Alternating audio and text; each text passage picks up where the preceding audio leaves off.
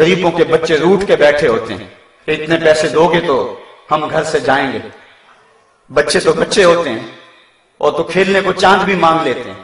وہ مجھے واقعہ نہیں بھولتا اس کرن نامی عورت کا جس نے اپنے مزدور باپ سے کانچ کی چوڑیاں مانگی تھی اور باپ نے اس کو چوڑیاں مہیا نہ کر سکا تو اگلے دن اخبار میں تصویر چھپی کہ وہ پھندے سے جھول گئی اور وہ معصوم 7 سال کی بچی وہ خودکشی کر گئی کہ اس کے باپ نے اس کو کانچ کی چوڑیاں نہ لے سکی. وہ کانچ کی چوڑیاں لے کر نہ دے سکا. خودکشی بڑی بری بات ہے لیکن اس پہلو پہ غور کرو کہ اس کا باپ اس کی ننھی سی آرزو پوری نہ کر سکا. اس کی ماں کا کلیجہ کتنا پھٹا ہوگا کہ نہیں ہوگا.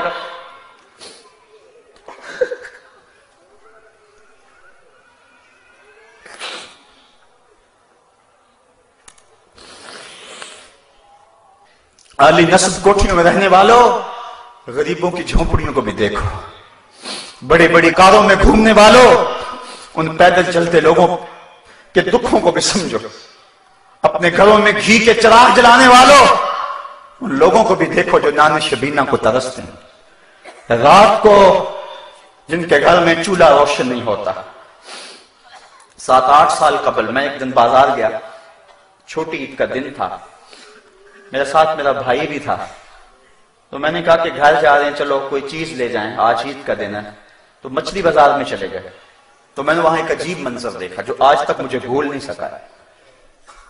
ہم نے اسے کہا کہ ہمیں مچھلی دے دے. تو وہ مچھلی کو صاف کر کے جب اس کو کاٹنے لگا تو اس کا سر ایک بالٹی میں ڈال دیا اور اس کے پیچھے دم اس نے تھوڑی سی زیادہ کاٹی اور تھوڑا سا گوشت بھی اس کے ساتھ چلا گیا وہ بھی بالٹی میں ڈال دیا. اس طرح جو بھی وہ مچھلی تیار کرتا تو سر اور دم بالٹی میں ڈالتا چلا جاتا. باقی اس کا جو بھی اس سے غلاظت اور جو کچھ بھی اس سے جو ہے وہ جھڑتا وہ نیچے پھینکتا چلا جاتا. تجسس تھا کہ یہ بالٹی میں کیوں ڈال رہا ہے. خیر تھوڑی دیر کے بعد میں نے دیکھا کہ ایک نوجوان آیا پیچھے سے. اس نے اس کو 10 روپے دیے اور اس نے اس بالٹی میں ہاتھ ڈالا اور چند مچھلی کے سر اور چند اس کی دمبے نکال کر کے ایک شاپر میں ڈال کے اس کو دے دی. حیران سا ہو گیا کہ اس نے یہ کیا کر دی. خیال تھا کہ شاید یہ کوئی نوجوان سا ہے شاید کوئی کبوتروں کو ڈالتا ہوگا کوئی ایسا معاملہ ہوگا اس کا کوئی کبوتر کی غذا بناتا ہوگا. لیکن اس کے باوجود جو ہے وہ تجسس بڑھتا گیا.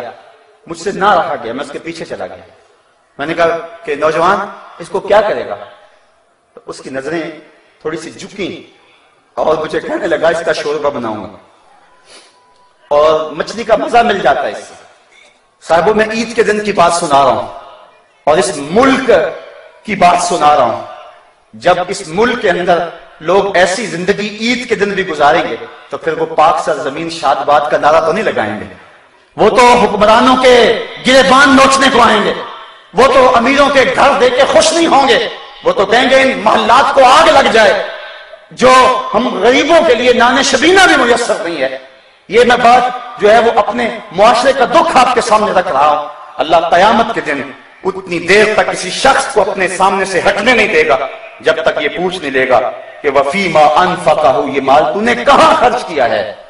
آج تو افطار پارٹی بھی ہم کرتے ہیں تو ہماری کوشش ہوتی ہے کہ اس میں بھی 2 عدد وزیر آ جائیں اور ہماری شہرت ہو جائے. غریبوں کو تو کوئی وہاں بھی نہیں پوچھتا ہے.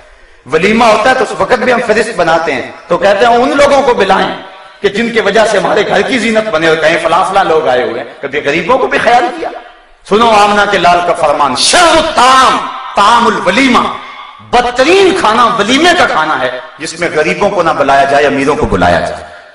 اللہ اکبر. کہا اتنی دیر تک اللہ ہٹنے نہیں دے گا اپنے سے جب تک پوچھ نہیں لے گا کہ تو نے خرچ کیا کیا.